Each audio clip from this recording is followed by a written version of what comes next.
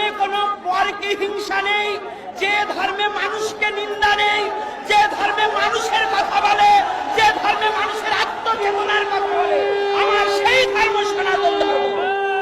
আর আমার সেই সনাতন ধর্মকে নিঃস্ব করার জন্য যে কুচক্রমহল আসুক না কেন, তাদের হাত ভেঙে গুড়িয়ে দিতে হবে। আমার সনাতনের প্রতি বিন্দুমাত্র আর চোখে তাকালে তার চোখ তুলে দিতে হবে। কারণ এই ঘুমান্ত প্রাণীকে খুঁচা দিয়ে জাগাবার চেষ্টা যেন কেউ না করে। 8 দফা দাবি করেছে, বেশি কিছু নয়। সনাতনী একটু আগে আমার এক বাবা বলেছে, আমি একমত।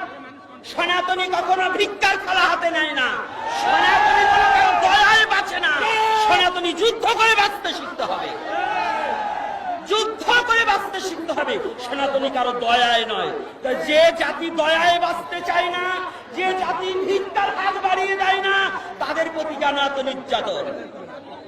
শুধু আমি একটা কথা শুনেছি, আমি পূর্ববর্তী বক্তাদের একটা অনুরোধ করব, কোন সরকার নয়, কোন বছর নয়, কোন সাল নয়, ৭১-এর পর হইতে যতবার যে সরকার এসেছে, প্রত্যেক সরকার সনাতনীদের প্রতি নির্যাতন করেছে। শুধু কোন এক সরকার নয়। আপনারা জানেন 19 সালে নানুয়া দিঘির পাড়ে হনুমানের পায়ে নিজেরাই কোরআন রেখে যে মন্দিরগুলাকে ভেঙেছিল, যে সনাতনী যুবকদের হত্যা করা হয়েছিল, আওয়ামী লীগ সরকার তার বিচার করেনি।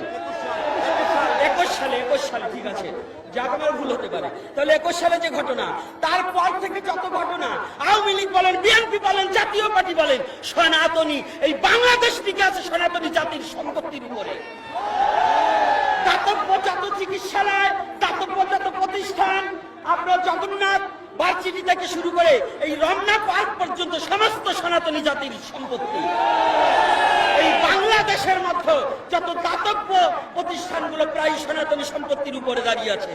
জাদুঘরের যত মূর্তি আছে সব সনাতনীদের মূর্তি। জাদুঘরে যত সংস্কৃতি আছে সমস্ত সনাতনীদের সংস্কৃতি। এই সনাতনীর সম্পত্তি